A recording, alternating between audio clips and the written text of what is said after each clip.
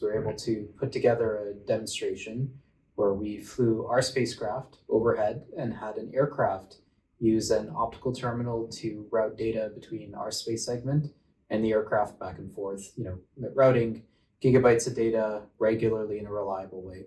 And this represents a significant milestone for a number of different reasons. It's the first in the world. Yeah. We've never before, as a world population, deployed optical terminals that are in use for communication between aircraft and spacecraft.